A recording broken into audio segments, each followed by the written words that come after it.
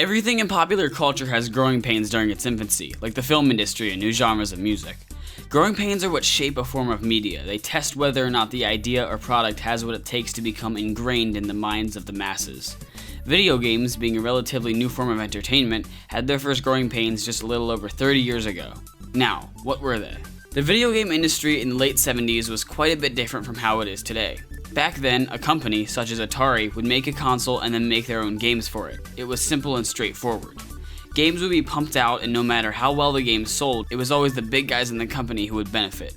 Regular old Joes didn't get anything extra, period. Heck, they didn't even get their names in the credits. Well, while this was good for corporate fat cats, some people didn't like it, especially the people making the games by hand. They were tired of overworking themselves for crummy salaries with no royalties and products they didn't even get credit for. So in 1979, 4 guys working at Atari decided they would stand up for integrity and made the first third-party publishing company, Activision. At first, Atari was like, no, you can't do that. You can't make games for our system. That's ours. So Atari took them to court. Nothing came of it, and Activision was able to make their own games, since the court legalized third-party publishing after Atari's hissy fit. Now, this is all good and dandy, right? Now everyone can make their own games. There's a downside, and this downside was more downsidey than most downsides.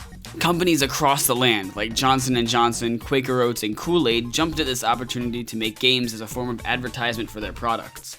As competition increased during this time, companies began to spit games and knockoff consoles as fast as they could for max profits. This got way out of control, and they were just putting out totally unfinished products, like this Pac-Man game. The guy who made this game sent it to the CEO of Atari, Raymond Kazar, as a prototype. Like, hey boss, see how good this is coming along? I'm excited to finish it. And Ray was all, yeah, it's good enough, make 12 million. Creative integrity was long gone, and games were all about the money. Pac-Man for the Atari 2600 didn't sell nearly as well as Atari had hoped, and despite this failure, they decided to do it again with E.T. They programmed and produced millions of copies of the game in just 6 weeks to capitalize on the recently passed holiday season, and once more, it flopped. This was the straw that broke the camel's back. After all of this mass production, oversaturation, and a huge decline in sales for the industry, the idea of video games left a sour taste in people's mouths. The industry suffered a huge decrease in revenue, from about 3 billion smackers to a measly 100 million. No one wanted video games, it was just a fad that had passed. It crashed and burned. Almost. Nintendo, now widely renowned for their brilliance in game design, was a smart company. They knew everyone was sick of video games, so in 1985 they disguised their system as a toy. The Nintendo Entertainment System, or NES, came with a little robot named Rob. This cheeky lad appealed to kids all across the world, and in the next few years, the video game market was once again at peace. Now, why didn't the same oversaturation just happen again? The Nintendo seal of quality. Atari systems were just filled with junk that nobody knew about or whether or not said junk was any good. They couldn't control how many or which games were getting put into people's hands. Nintendo learned from Atari's mistakes and only allowed a certain number of third-party games to be released for the NES each year, and they must be approved by Nintendo. This way, consumers could know whether or not a game was actually any good. The video game crash of 1983, while sad in some respects, was for the better. It was like ripping off a band-aid, as during the crash it stung darn bad, but when it was over, the industry came out better for it. It was a harsh yet effective way of striking a balance between freedom to create and quality control. Video games as an industry ever since have only increased in overall sales, as well as accessibility and appeal. They've topped the film industry in recent years and show no sign of stopping. Video games have impacted our culture far more than anyone could ever have imagined. The video game crash of 1983 made the industry stronger as a whole, and it has gone on to be a staple in popular culture ever since. Hey Pepsi fans, I'm here to tell you about new Coke. It's the best Coke ever invented. It tastes so good.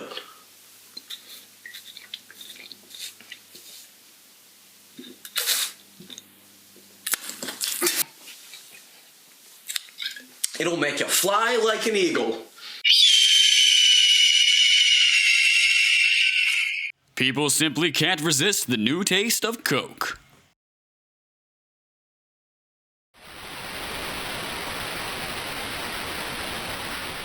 In 1979, Apple employee Jeff Raskin had the idea to create a Model T of consumer computers, a device with a short learning curve and an affordable cost. This idea was the cornerstone upon which Apple built the Macintosh. Steve Jobs led the development of the idea, making it better in every way that he could. This did not last, however, as Jobs left Apple in 1985 to create Next. The original plan was to name the product with the proper spelling, Macintosh, a well-recognized type of Apple. But the company ran into legal issues with Macintosh Laboratory, an audio equipment manufacturer, and had to purposely misspell the name to avoid lawsuits. It was not until 1984 that the Mac was ready to be sold, but Apple took full advantage of this. They spent roughly $1.5 million hiring director Ridley Scott, hot off the heels of his 1979 hit Alien and his 1982 hit Blade Runner. The company made a legendary television commercial to be aired during the Super Bowl. It was focused around the concepts of anti-conformity and resisting an all-controlling force, exemplified in George Orwell's 1984. They were comparing the government's role in the novel to IBM's domination of the computer industry. This ad aired on January 22, 1984, just 2 days before the computer's launch. It resulted in the world's eyes being pointed at Apple. With the computer's then new GUI-focused interface, some labeled the device as a toy, and many developers refused to make software for it, stating that its new programming was too hard to develop for. To combat this, Apple bought every single ad space in a special issue of Newsweek, advertising a test drive of Macintosh campaign, which allowed potential customers to take home a Mac for a day to see if it was right for them. This campaign was unpopular among the retailers due to its inherent dent in supply and risks involving the state of the returned computer. Despite these worries, sales for the computer skyrocketed. By April 1984, Apple had sold 50,000 units, with 250,000 out the door by the end of the year. The Macintosh's success paved the way for even better, more affordable personal computers. Without this idea, computers might still be an exclusively owned luxury of the hyper-rich. Hyper-rich? People that are really rich. It's probably an apple. It looks nothing like an apple. No, it's an apple. It's got spots, dude. You're saying apples can't have spots? I'm saying that usually apples are not wrinkly and oval shaped. Look, I don't know if you've ever eaten an apple before, but this is probably an apple. It's not, dude. Have you ever eaten an apple before? You kids! That's not an apple! This is an apple! Whoa, I want one! Well, you can have it! I love it! All in a day's work. For Apple Man. The Apple Macintosh. Take a bite out of fun. Disclaimer. The Apple Macintosh by Apple is not actually a fruit. Please do not attempt to consume this product.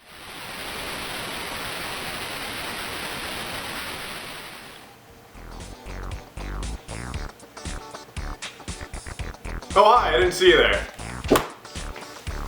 On June 5th, 1981, the AIDS virus was first discovered by the CDC. Only days later, hundreds of reports of the disease started to pop up throughout the United States. This would mark the beginning of a global epidemic that would last for several years.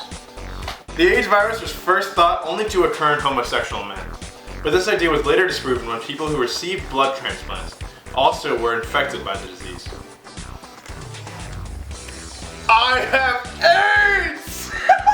This could only have allowed the virus to spread more quickly.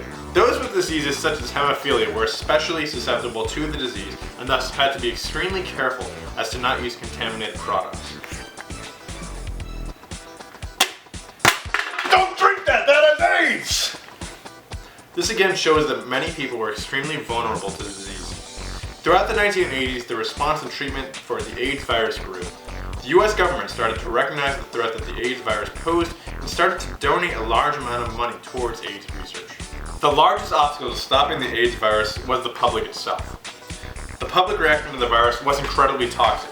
Mass hysteria formed around those who had the virus. Several children were banned from school just for having the virus, and these children were often ostracized by their community.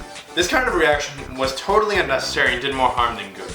In all, the AIDS virus was handled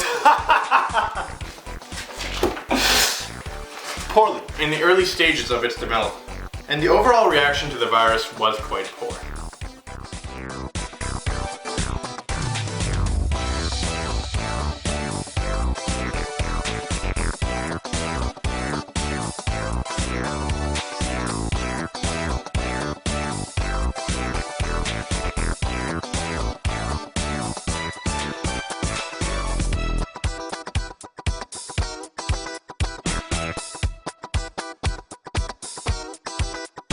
Bye.